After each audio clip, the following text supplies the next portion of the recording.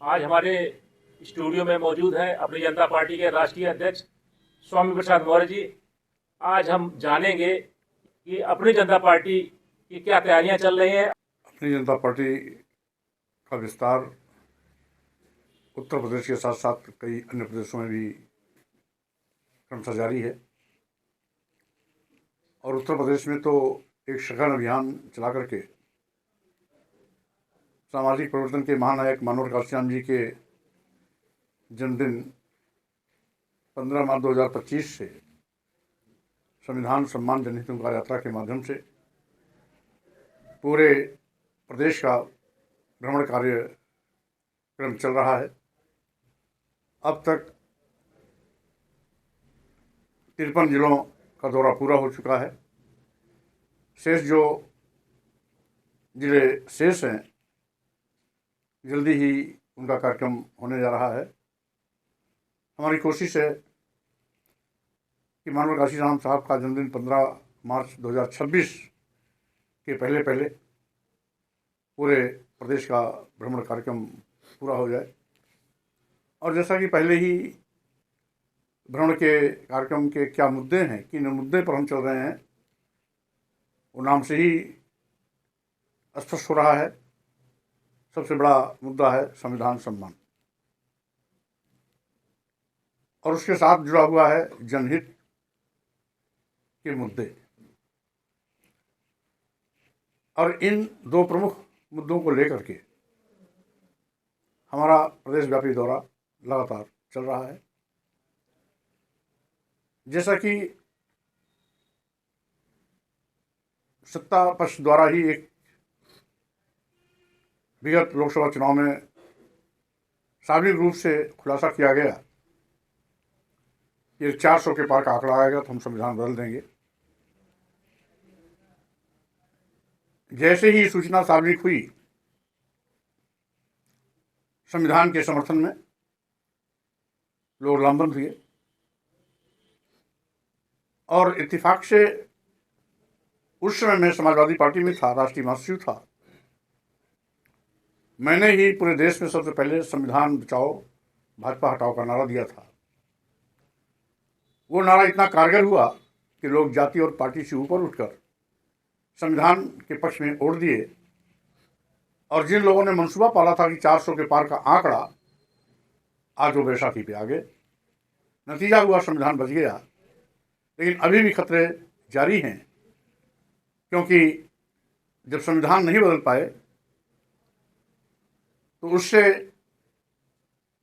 दुर्भावना से ग्रसित होकर के अब संविधान की दी गई व्यवस्थाओं के साथ छेड़छाड़ कर रहे हैं। जैसा कि जब से डबल इंजन की सरकार आई है, SC, ST, OBC का संविधान प्रदत्त आरक्षण शून्य और निष्प्रभावी कर दिया गया है। सरकार के किसी भी विज्ञापन में संवैधानिक व्यवस्था के निर्देश के क्रम में निर्धारित आरक्षण ना तो SC का पूरा हुआ, न ST का पूरा किया जा रहा है और न ही OBC का पूरा किया जा रहा है। ये सीधे सीधे संवैधानिक व्यवस्था के साथ छेड़छाड़ है। यही नहीं, संविधान के विभिन्न अनुच्छेदों में स्पष्ट इस बात की व्याख्या है, किसी व्यक्ति के साथ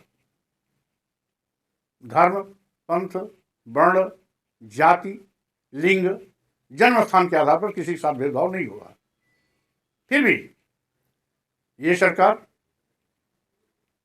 एक और तो जातवाद के का नगानाच कर रही है, जातवाद के नाम पर SC, ST, OBC का आरक्षण खत्म कर रही है। यही नहीं,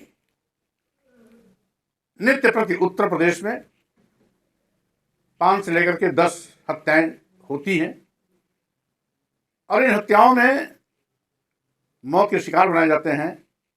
या तो कोई SC समाज का नौजवान होता है, या कोई ST समाज का नौजवान होता है, या बैकवर्ड क्लास का नौजवान होता है।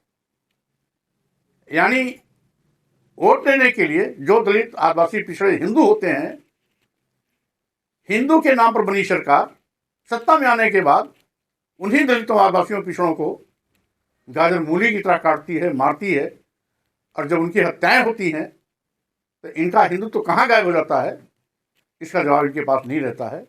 अभी अभी हाल में एक वाकया हुआ, बांग्लादेश में एक दलित नौजवान की हत्या हुई। भारतीय जनता पार्टी पूरे देश में जगह जगह इस बात का अफवाह उड़ाई कि बांग्लादेश में हिंदू का कत्ल हो गया। मतलब बांग्लादेश में एक हिंदू का कत्ल हो गया, ये इनके लिए चिंता का विषय है। लेकिन उत्तर प्रदेश में और देश में दर्जनों हत्याएं रोजाना हो रही हैं, दलितों की, आदिवासियों की, पिछड़ों की। यानी प्रदेश में और देश में हो रही दर्जनों SC ST OBC जो हिंदू ही हैं मारे जा रहे हैं, हत्याएं हो रही हैं, उसकी चिंता इनको नहीं है, ना उसका कभी जिक्र करते हैं। यही नहीं, आज SC ST OBC की बहन बेटियां भी सुरक्षित नहीं है। नित्य प्रति रोज हर जिले में एक दो खबर आती है, फला दलित महिला के साथ दुराचार हुआ, बलात्कार हुआ, फला बैकवर्ड क्लास की महिला के साथ दुराचार बलात्कार हुआ। यानी SC ST OBC की महिलाएं भी सुरक्षित नहीं है, वो दुराचार बलात्कार शिकार बनी जाती हैं। उसके बावजूद अपराधियों के खिलाफ कार्रवाई करने के बजाय सरकार अपराधियों को बचाने में लगती है, क्योंकि ये अपराधी तथाकथित फॉरवर्ड क्लास के होते हैं, जो या तो भाजपा के कार्यकर्ता होते हैं, भाजपा के पदाधिकारी होते हैं, या भाजपा संरक्षण प्राप्त उनके कार्यकर्ता होते हैं, और इसीलिए सरकार उनको बचाने में लगती है। ऐसे एक दो तीन नहीं, दर्जनों ऐसे उदाहरण हैं। बात बढ़ाऊंगा, लंबी हो जाएगी, इसलिए मैं उधर नहीं जाना चाहता। तो इस तरीके से जात के आधार पर भेदभाव हो रहा है।